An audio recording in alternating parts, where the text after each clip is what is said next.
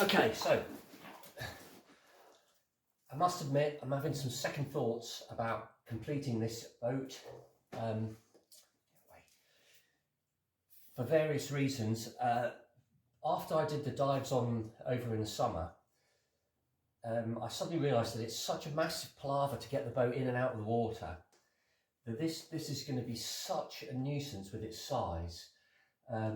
This is going to be nearly 4 tons when it's done. That's its diving weight.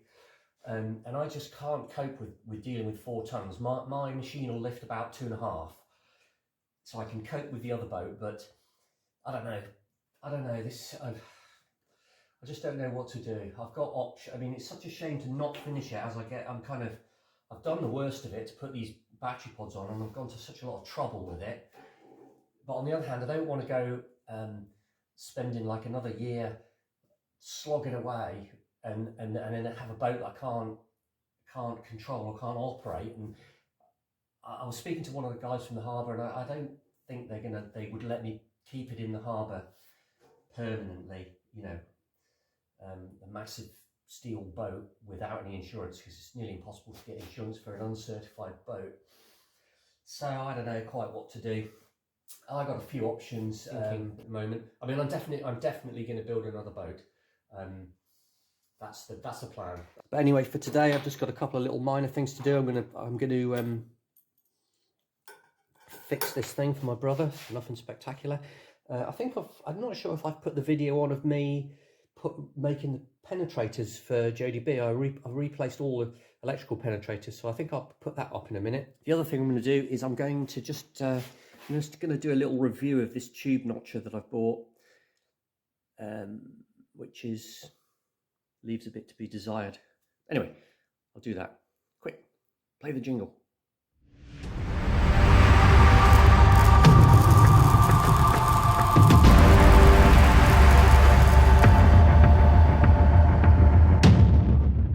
Sit up, stay, good girl, stay, right up, stay, come to me, this way, come on, that's it, good, good. Okay, they're all done.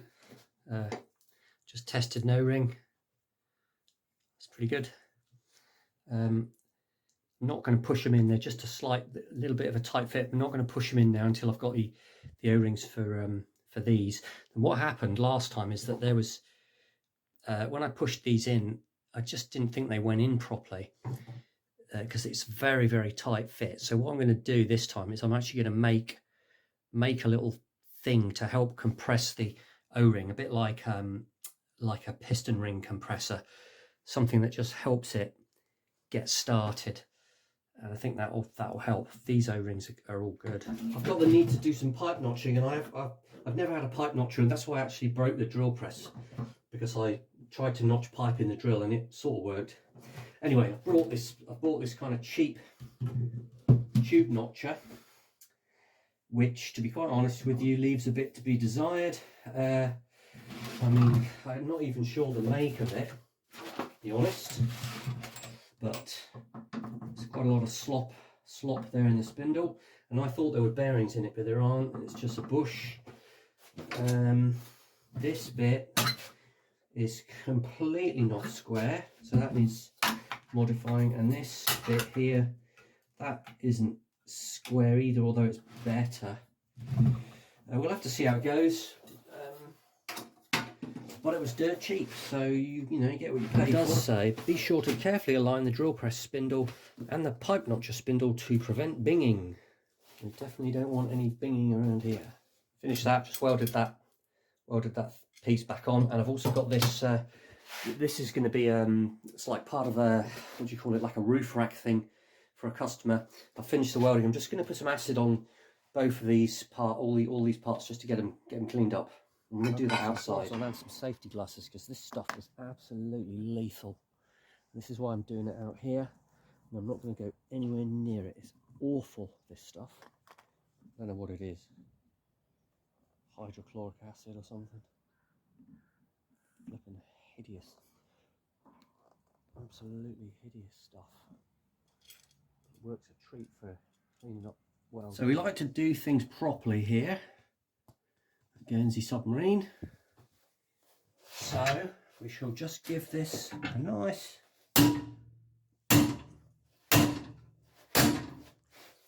belting with a hammer. Actually pretty sturdy, to be fair.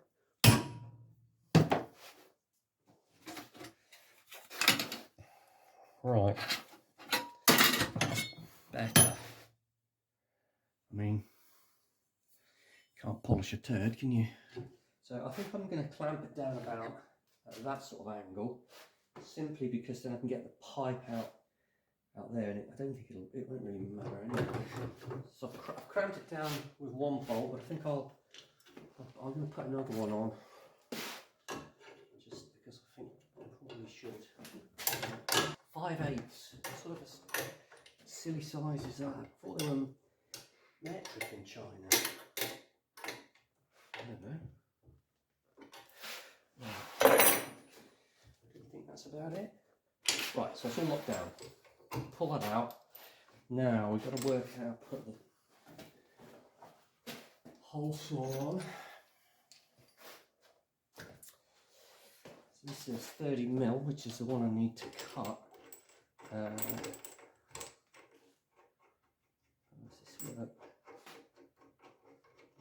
doesn't say anything in the instructions about how to put it on. It doesn't fit in there. It does fit on there. Now what am I supposed to do? Is that supposed to go on there? Oh, I just found a piece of aluminium, so let's try this first. This quality clamp that it comes with. Let's see what it does. I mean, it'll probably be alright on aluminium. I'm sure it will be. Is he still on yet? Here we go, first time. What speed shall we go for actually? Thinking about it. Aluminium, 30mm, stick on 500. Let's just see what happens.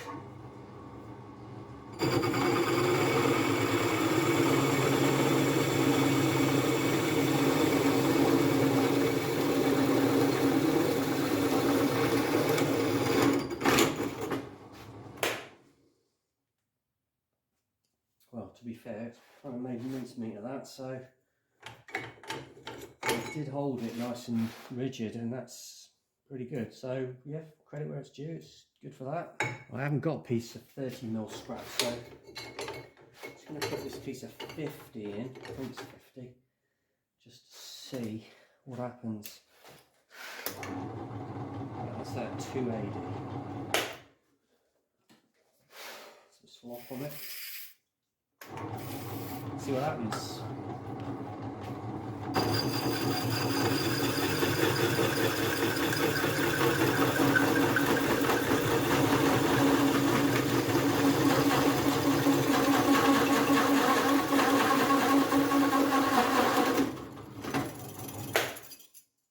Well, to be fair, it has done it, hasn't it?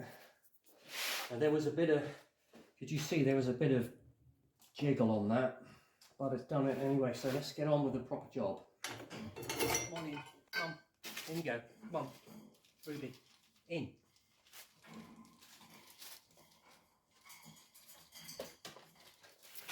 Here we go, let's try it.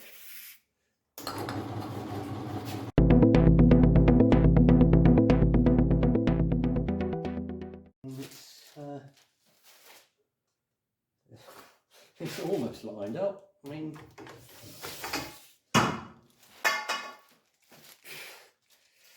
just adjusting it a little bit. It didn't feel as if it was right, but it looked like it was a little bit too far down, but there, that's where it wants to be. Let's cut a piece off. I just noticed it doesn't fit.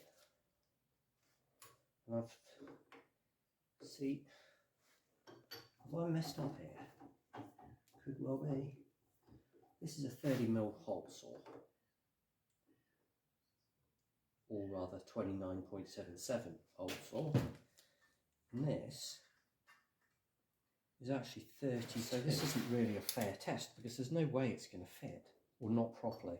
I'll have to adjust, I'll have to kind of modify it, but so I might adjust my thoughts to think that it's sort of done the job. I mean, it has done the job.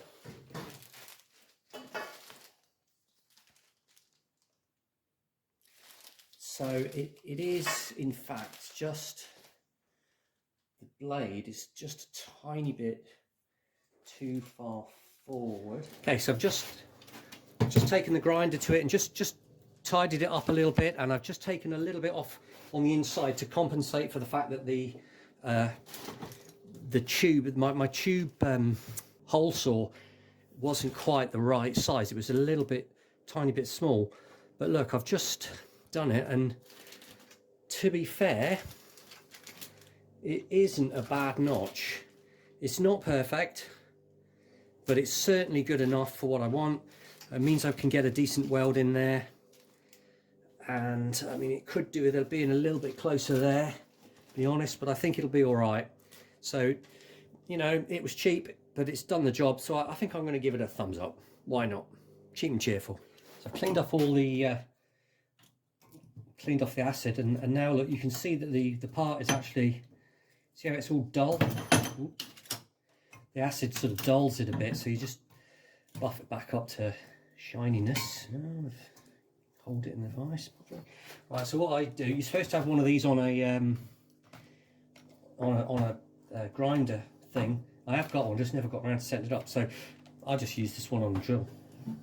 Probably not right, but there we go. It's got some of this wax on it. Like that.